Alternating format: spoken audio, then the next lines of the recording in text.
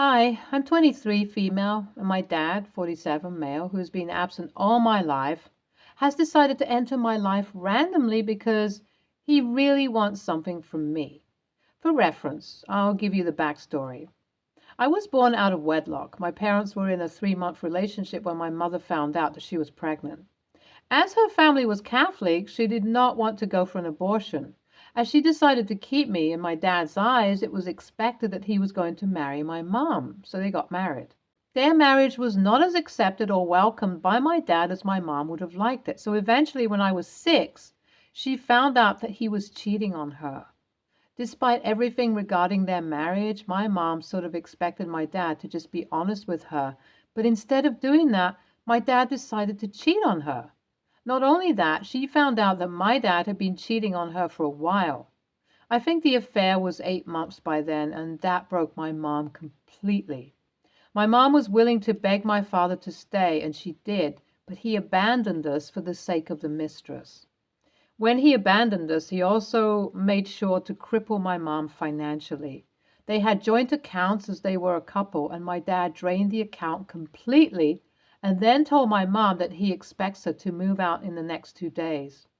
My mom and I were kicked out on the streets and we had to fend for ourselves. My dad divorced my mom and went off to live his happy life, leaving me with my mother. While my mother was not a bad person, I would be lying if I said she was the healthiest because she was not. My mom blames me for her marriage not working out a lot. In her eyes, she was being punished for getting pregnant out of wedlock, and it was all my fault. If I did not exist, my father would not have chosen the mistress over her. I tried to explain to her that is not the case. I tried to explain that if my father wanted to be with someone else, he would have been with someone else. Nothing she did would have changed that, but my mother refused to agree with me. In her eyes, I was the source of all her problems, and she took out all her anger on me. My life was not good until I moved away from my mom. I fought tooth and nail for the scholarships and the jobs that would have gotten me out of the house, and when I got one, I took it and left. Do not get me wrong, I love my mom, but after living with her for years and having her tell me repeatedly how I am the reason why her life sucks, it gets tiring. Moving out of the house was the best thing I could have done, and I feel no guilt for doing that. Once I put some distance between us, I had the opportunity to heal from the trauma that my mom put me through, work on the abandonment issues that my father left me with, and I figured out how to cope with my issues. I found a better job, finished my degrees, and I'm honestly just barely doing well. I need another promotion at my current work to get paid a decent amount of money, and that promotion would take at least 2 more years. And to be honest, I'm slaving for that promotion. I'm willing to work extra hours so that I get the job as soon as possible. My mental health is barely hanging by a thread, and I'm doing everything that I can do to keep myself going. That is why when my dad reached out to me after 18 years of no contact, it messed me up a little. The first time he called me, he did not tell me why he was reaching out to me and told me that he does not want mom to know that we have been talking. He did not give me any details or explain why he called me, and I felt like I was going crazy. Every gear in my head was turning a bit more than it probably should have, and I hated it. Finally, 3 days after the first call, my dad asked to meet with me. I was a bit hesitant, but I decided that it would be the best call for both of us to meet. I met with him and it brought back a lot of memories. I will not lie. A huge part of me was hoping my dad got back in contact with me because he wants to be in my life and everything. But I was wrong. Turns out my dad came in touch with me because he needs me to do him a favor. He wants me to adopt the child that he had with the mistress he left us for. The mistress, the mom of the child, passed away during COVID, and after 2 years of taking care of the child, my father is willing to go back into the dating market. While venturing out, he realized that most women do not date someone who has a 6-year-old kid, and so he wants to chive the child to me so that he can be a single man, free of all that is binding him and making him undateable in the current market. Hearing his request broke my heart. Like, how can this man abandon another child like this? Like, was abandoning me not enough for him? Not only that, why do I have to take care of his messes? Getting the mistress pregnant and having a family with her was his choice. Why do I have to be the one who has to take care of it? Also, having a 6-year-old child when I'm 23 years old is a huge financial burden on me.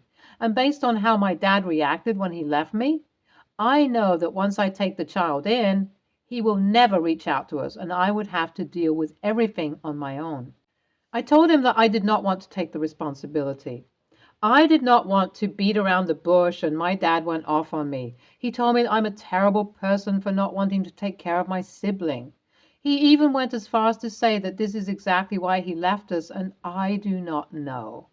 I have been trying to not let his words affect me, but since I have returned from that meeting, I keep feeling like I ruined my parents' marriage. And these thoughts are so overwhelming. I don't want to tell my mother about it because there is no reason for her to know. I do not want her to say things she used to say. So I'm just here. If anyone could give me some advice or comfort, I would appreciate it a lot. Update 1. Hey everyone, thank you for reaching out to me in a swarm. I have so many messages I honestly cannot reply to all of you, but I will try. You guys are so sweet for going out of your way to comment and message me so many positive things. I thank you guys from the bottom of my heart. I appreciate you guys being here for me. I do agree that my relationship with my mother was turning abusive. We do not live together anymore, but we are in touch. I felt like the distance would let me heal, and it did. Once I felt like I could deal with her outbursts and mean words without letting them affect me, I rekindled my relationship with her. I saw all the comments where you guys suggested I tell her about this thing and to get her opinion on it, so maybe I will do that. On the other hand, my dad has been leaving me a lot of voicemails going on and on about how I am a bad daughter and everything. I honestly do not know where he got my number because initially he messaged me on my social media account, but now he's calling me. I have not picked up or answered any of those. I don't know what to do. I will consider talking to my mom before I take a step. Update 2. Y'all, my dad is so manipulative. He recorded a video with the child when she was begging me to take her in. I feel like this is child abuse. Is this child abuse? The child is saying how my dad is not very nice to her and she would rather be with me because she knows I will be so much better as company. And honestly, I don't know how to feel about that because I'm not looking to be responsible for another life when I'm not earning much myself. I don't know what I should do. I forwarded the video to my mom and told her about the whole situation. She thinks that I should take in the child because if I do, I will have a reason to rekindle my relationship with my dad. I told her about the financial concerns and she was all, yeah, I did it with you. Why can you not do it with your sister? But I do not feel the sisterly bond towards the child. In my eyes, she is just a child and not a sister. What should I do, guys? Will I be a bad person if I don't take her in? I do not know what I should do anymore. Update 3. So I did something. I took all the screenshots of the chat on social media where Dad wanted me to take the kid. He had been messaging me on my account while sending me voicemails. I forgot to mention it in the last update. Along with the video he made of the child, and I sent it to the authorities. I explained the whole situation and told them that I can't take care of her while I'm sort of living paycheck to paycheck. The authorities took the whole information from me and said that they would look into it. 2 days later, I got a voicemail from my dad screaming at me for calling CPS on him because he deserved better. He called me selfish and ungrateful along with a few words I'd rather not put here. Based on all the details I could find out from his ranting and his Facebook account, the child has been removed from his custody, and as the mistress's family heard about it, they started slandering my father because my father refused to give the child to them whenever they asked, and now this drama has happened. Since the day I got that voicemail, my dad has stopped contacting me. He contacted my mom and complained about me to her, which led to her calling me and informing me how badly she thinks of me. But I cannot say I was scared. I listened to whatever she said and forgot everything promptly after she hung up. For better mental health, I have blocked my father's accounts on social media. I do not want him reaching out to me while I recuperate and deal with everything that has happened over 14 days. Thanks for suggesting ideas and comforting me, you guys. You guys are the best. Oh my God, OP, no. Say no to your dad and ignore your mom. They both weren't the model parents themselves, and I do not understand why they think they have any place to comment on your integrity. Your dad is TA in this whole story, and your mom is TA by emotionally abusing you for so many years. OP, you will not be a bad person. Your father abandoned you for the mistress and never got in touch with you over the years until now, when he wants you to take the child off his shoulder. I'm pretty sure the family of the mistress wanted the child, and he refused because he thought that it would help him get more girls with the whole single father sob story. And now that that is not working, he expects you to take the brunt of it. Next story. I'm 28, female. My friend has a cousin, Molly, 30s-ish, female, that she's close to. I've met her a handful of times and until this incident didn't think one way or another about her. There have been a couple of weird things prior, and after asking my friend, no, Molly isn't on the spectrum or has food aversions, which leads to why I'm posting here. A friend invited us out and she asked if Molly would come along. While we were ordering, Molly kept making a big deal with the waitress about how she didn't want raw shrimp with her meal. She wanted it cooked. Molly pointed to the table next to us where one of the people had grilled shrimp and said, "That's what I mean. I don't want raw shrimp. I want it cooked." The waitress was a champ and told her she'd ask if they could substitute tempura shrimp for the regular grilled shrimp.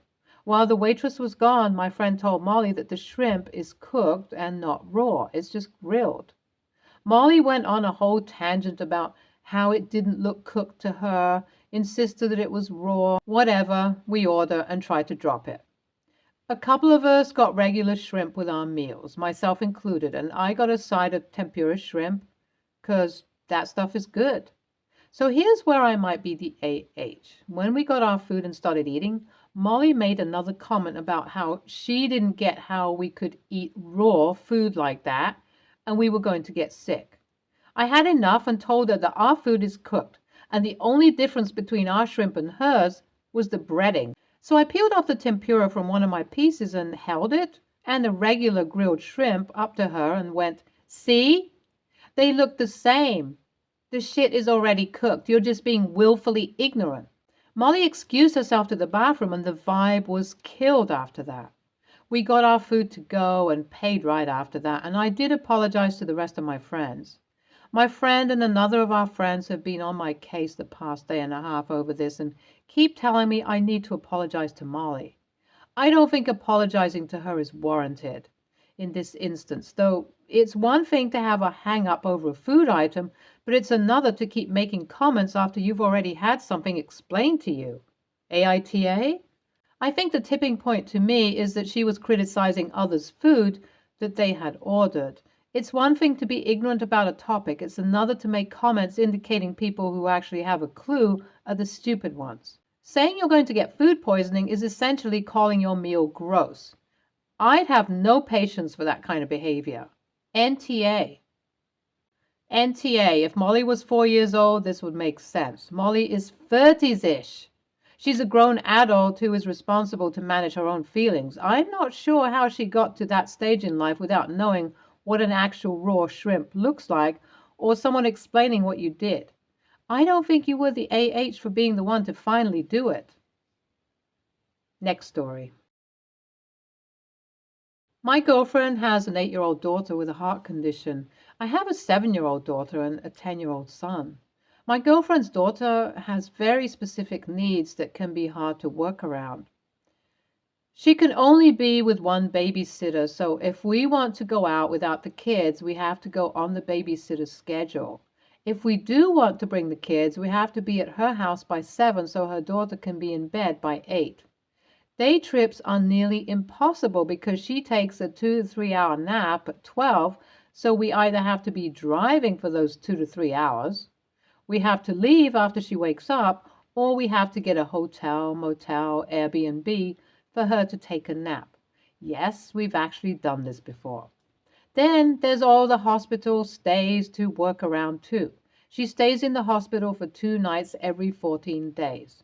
I only have 50-50 custody of my kids, so it's very hard to get the kids together because of all this. Sure, we can go to Build-A-Bear, the indoor playground down the street from her house, or out for ice cream, but you can only do that so many times before the kids get bored of it. I've been trying to plan a weekend trip to an amusement park for so long, but she wants to make us all work around her daughter's nap schedule. The amusement park doesn't open until 10, but we'd have to leave at 11:30 so she could go back to the hotel for her daughter to take a nap.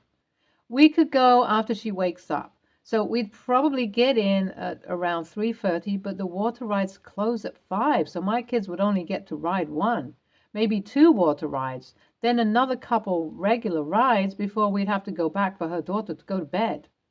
She wants to do something that would be more accessible to her daughter. She can't go on the bigger rides or water slides, and her having to take a nap would take a lot of time from the rides and games. Like the beach and rent a place where we can do things in the house instead of having to go out all the time. But my kids really want to do the amusement park trip. I eventually told her we're going to do the amusement park. She and her daughter are welcome to join, but we won't be leaving early for naps or an early bedtime. She says I'm dismissing her daughter's needs, but I think she's refusing to take anyone else's needs into account. Edit.